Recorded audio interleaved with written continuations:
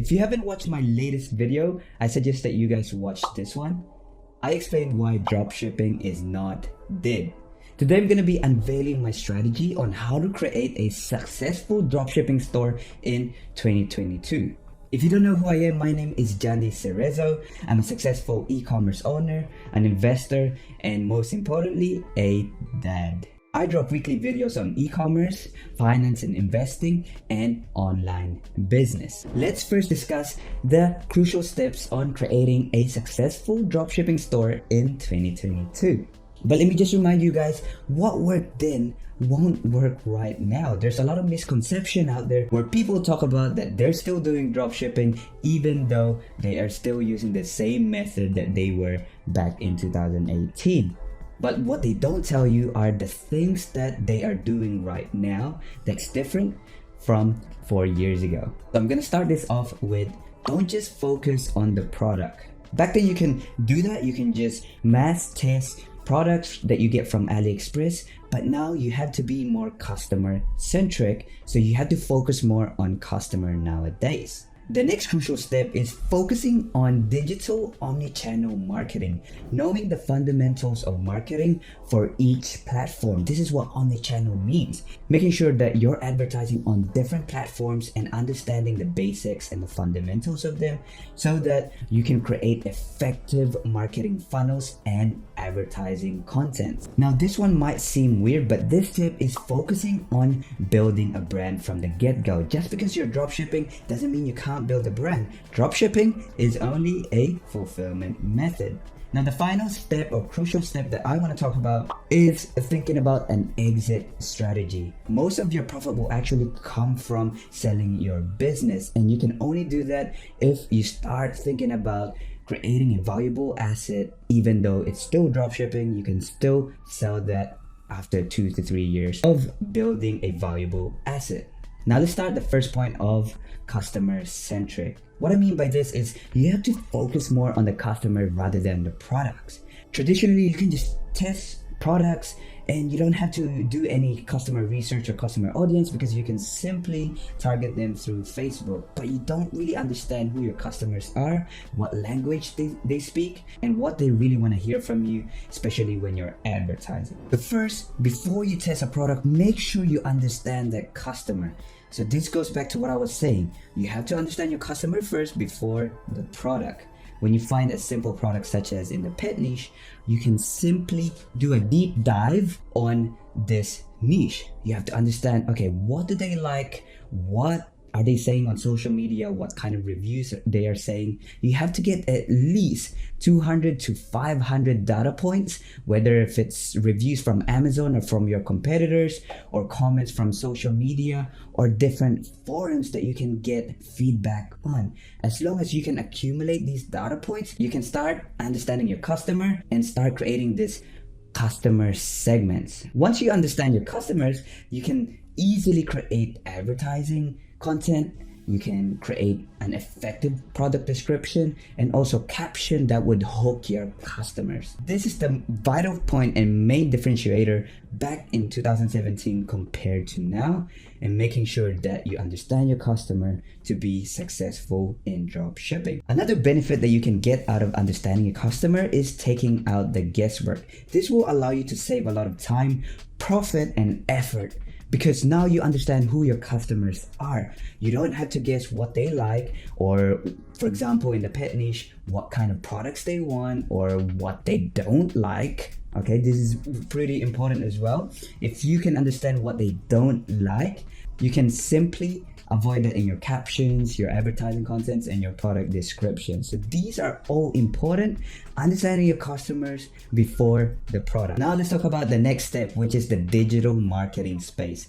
Like I said previously, you have to have a digital omni-channel presence. So what this means is whether if you're advertising on Facebook or Google Ads or Snapchat, make sure that your content can be seen on all platforms, even TikTok ads, Instagram ads. You have to test them all. The more content you can get out there on each platform, the more valuable feedback that you can get. Traditionally, you can get really good on a single platform and scale from there, but nowadays on a post iOS change, this simply won't work anymore. So start diversifying your marketing strategy into different platforms. Another good point in here is that you have to understand that each platform requires different tests and different creatives. Just because one creative is working on a single platform such as on Facebook doesn't mean that it's going to work on TikTok as well.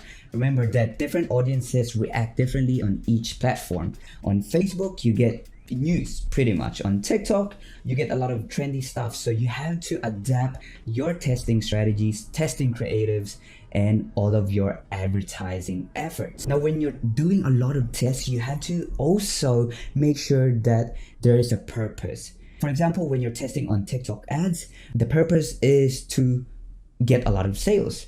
And to do that, you have to look at different metrics.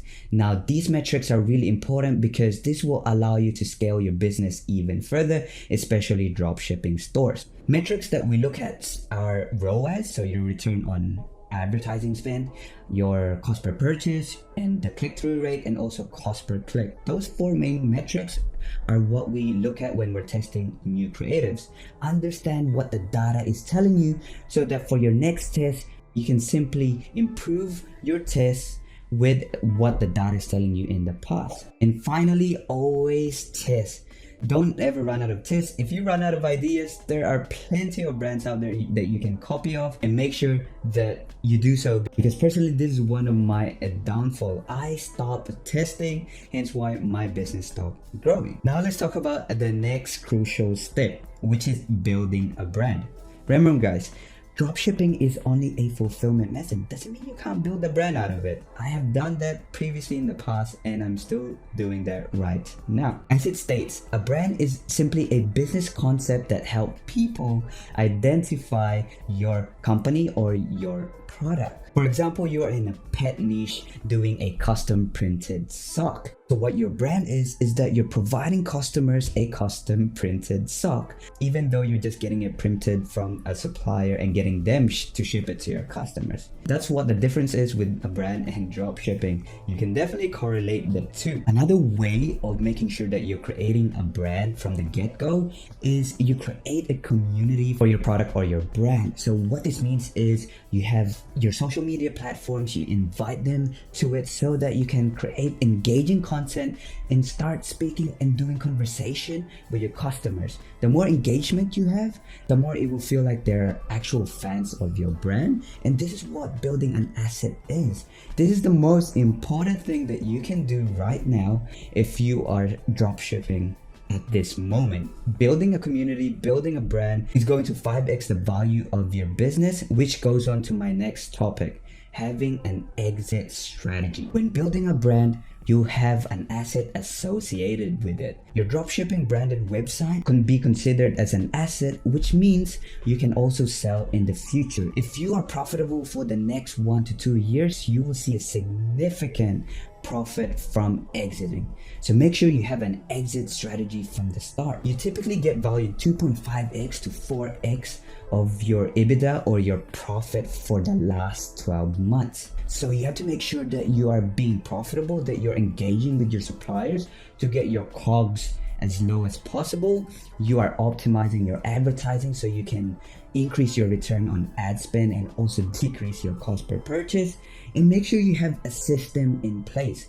Document everything that you do and also have systems and processes for your team so that it can easily be transferred to another owner when you are exiting. What most dropshippers don't do is having an exit strategy. And in fact, 70% overall of your profit will come from the exit. Now just think about this. If you profited 2 million in the last 2 years and you sell this business for $4 million, that is way more than 2 million, pretty much doubled, right? This is why I included this in the crucial step. You have to think of your dropshipping store as a brand and also have an exit strategy in place for the next 2 to 3 years. Now let me just give you guys an additional advice. This is a forever changing world. You have to pivot and change your strategies. Whatever I'm saying right now might not work in the next 2 years. So you have to adapt with the technologies, with the strategies, and with the knowledge that you get from other people as well. Now, I hope you guys enjoyed this video, and if you did, make sure to hit that thumbs up, subscribe if you haven't done so, comment down below action taker plus a key takeaway that you got from this video to win a one-on-one consulting call with me. I'll see you guys soon.